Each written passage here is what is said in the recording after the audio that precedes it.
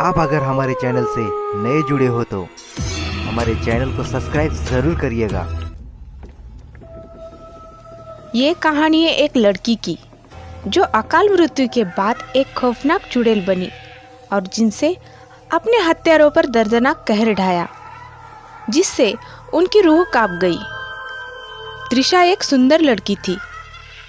वह तेजपुर गांव में अपने माँ और बाबा के साथ रहती थी। त्रिशा माँ बाप की एकलौती औलाद थी, इसीलिए उसके माता पिता उसे बहुत प्यार करते थे। हर खूबसूरत लड़की की तरह त्रिशा का भी एक अपना सपना था, शादी करके परिवार बनाना और एक खुशहाल जिंदगी जीना। त्रिशा के माता पिता ने उसकी शादी पड़ोस के गांव के मिथिलेश नामक एक अनाथ लड़के के साथ तय कर दी। त्रिशा ने भी अपने माता पिता का मान रखते हुए उस शादी के लिए हाँ कर दी। कुछ ही दिनों में मिथिलेश और त्रिशा एक दूसरे के करीब आने लगे, लेकिन तेजपुर गांव के सरपंच और उसके भाई बलवंत को यह बात पसंद नहीं आई, क्योंकि सरपंच चाहता था कि त्रिशा की शादी उसके भाई के साथ हो। किसी बाहर गांव वाले के साथ शादी के वहां खिलाफ था। सरपंच ने बहुत बार त्रिशा के पिता से भी बात की थी, पर वहां इस बात से बिल्कुल भी राजी नहीं थे, क्योंकि उन्हें अपनी बेटी की खुशी ज्यादा प्यारी थी। त्रिशा और मिथिलेश की शादी में बस 1 महीना बाकी था। फिर उस कपटी सरपंच ने एक घिनौनी चाल चली। एक रात त्रिशा और मिथिलेश त्रिशा के मामा के घर से एक जलसा करके लौट रहे थे। सरपंच उन पर बहुत दिनों से नजर रखे हुए था। वह बस मौके की तलाश में था और वहां उसे उस रात मिल गया। घर आने के लिए त्रिशा और मिथिलेश ने जंगल वाला छोटा रास्ता लिया था। वहां सरपंच बलवंत और उसका मुनीम बिरजू तीनों जंगल की घनी झाड़ियों में किसी भेड़ियों की तरह घात लगाकर बैठे थे। जब वहां प्रेमी जोड़ा हाथों में हाथ लेकर एक दूसरे में गुम होकर पूरी दुनिया को भुलाकर जंगल के बीचों बीच पहुंचा, तब सरपंच और उसके भाई ने पीछे से आकर बड़े पत्थर से दोनों के सिर पर इतनी नफरत से वार किया कि वहां दोनों बिना चीखे ही बेहोश हो गए। बिरजू ने मिथिलेश को ठिकाने लगा दिया और तब तक सरपंच और बलवंत ने त्रिशा के साथ वहां कर दिया जिस अपराध से पूरी समाज को नफरत है। अपने नापाक इरादों को अंजाम देने के बाद उन्होंने त्रिशा का गला घोटकर उसे कुएं में फेंक दिया। अगले दिन त्रिशा के माँ बाबा और गांव वाले मिथिलेश और त्रिशा को ढूंढने लगे तो उन्हें दोनों की लाश मिली। पूरे गांव में शोक का माहौल था। त्रिशा के माँ बाप भी बेटी के जाने के बाद कुछ दिनों में गांव छोड़कर चले गए, पर त्रिशा, कहते हैं ना, एक लड़की की पवित्र रूह का चुड़ैल बनने का कारण उसकी अधूरी इच्छा होती है। इसीलिए त्रिशा को अभी तक मुक्ति नहीं मिली थी। नियति से कहो या बुरी किस्मत से, एक शाम सरपंच बलवंत और बिरजू तीनों शहर के किसी शराब खाने से लौट रहे थे और उन्होंने भी जंगल का वही छोटा रास्ता चुना था। उस वक्त बलवंत नशे में नहीं था, इसीलिए वह जीप चला रहा था और वह ठीक उसी जगह जंगल के बीचों बीच धक्के खाकर खराब हुई जहां उन्होंने त्रिशा और मिथिलेश को मारा था। दिन ढलने में कुछ ही समय बाकी था। बलवंत ने जीप से उतरकर गाड़ी का बोनट खोल के चेक किया। पता चला कि जीप में पानी पूरी तरह से खत्म हो चुका था और उसके पास तो पीने के लिए भी पानी नहीं था।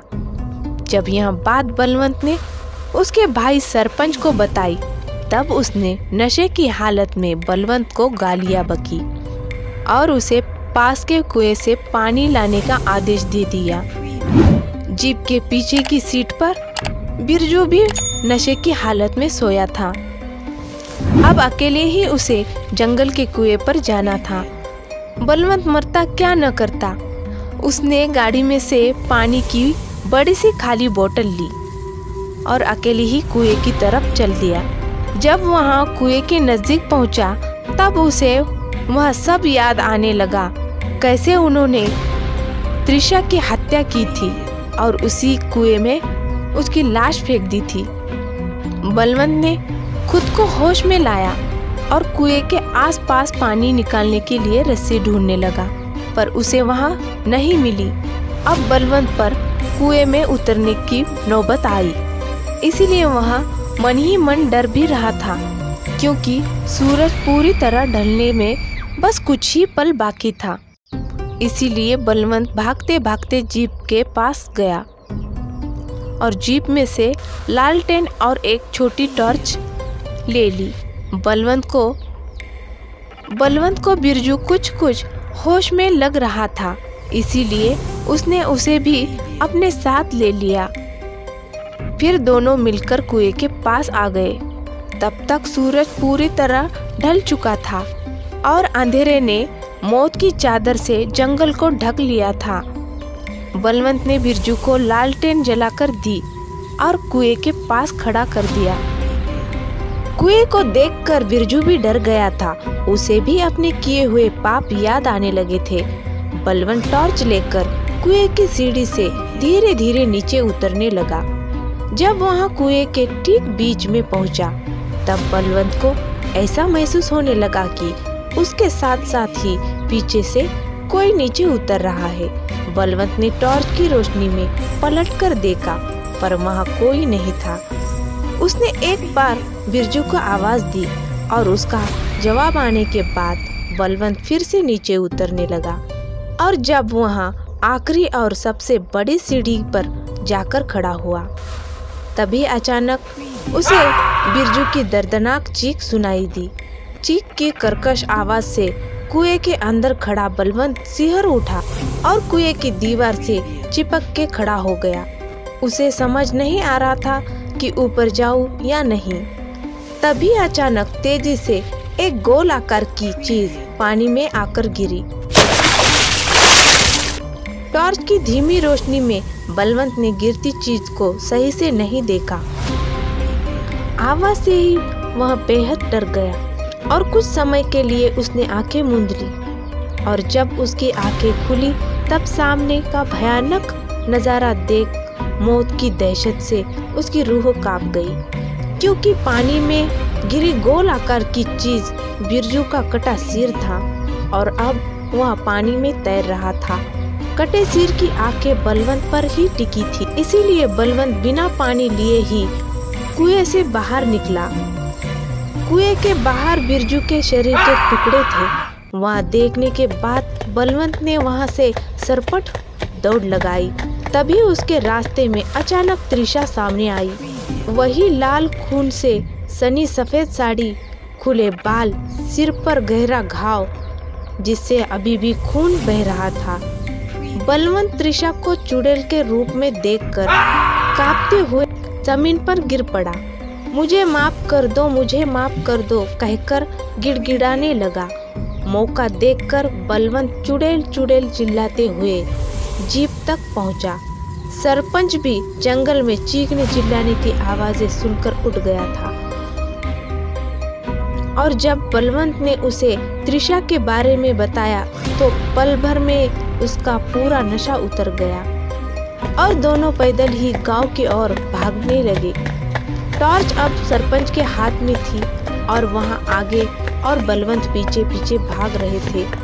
अचानक सरपंच को लगा कि वहां सिर्फ अकेला ही भाग रहा है, इसीलिए उसने पीछे मुड़कर देखा तो बलवंत अब पीछे नहीं था।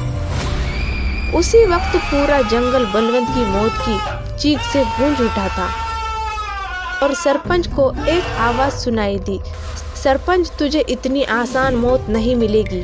तेरे पाप के तराजू में पाप की गिनती बहुत ज्यादा है, तुझे एक बुरी मौत मिलेगी। सरपंच अपनी जान मुट्ठी में लेकर गांव की ओर भाग रहा था।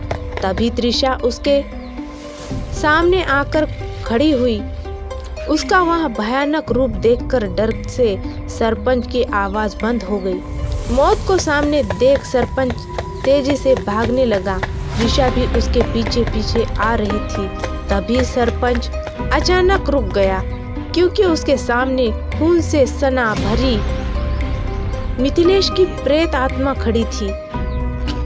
पीछे चुड़ैल और आगे मिथिलेश। अब सरपंच पर धीरे धीरे डर हावी होने लगा था। अति डर से उसकी मति भ्रमित हो चुकी थी। वह हंस भी रहा था और बीच बीच में रो भी रहा था, माफी भी मांग रहा था, गाली भी दे रहा था। अगली सुबह गांव के लोगों को सरपंच कूड़ेदान पर बैठा मिला, जो वहां से कूड़ा करकट उठाकर खा रहा था। डर से उसने अपना मानसिक संतुलन खो दिया था। उसके अपने घरवाले भी उसे घर में न रख सके और कुछ ही दिनों में कूड़ेदान पर ही गांव के भटकने वाले पागल कुत्तों से खाना छीनते वक्त हुई झड़प में कुत्तों के एक समूह ने उसे जिंदा फाड़ दिया। और यहाँ था सरपंच के बुरे कर्मों का अंत। त्रिशा के कहे अनुसार वह एक बहुत बुरी मौत मरा। ये कहानी आपको अच्छी लगी हो तो आपके अपने चैनल यस के द हॉरर स्टोरी को सब्सक्राइब कीजिए।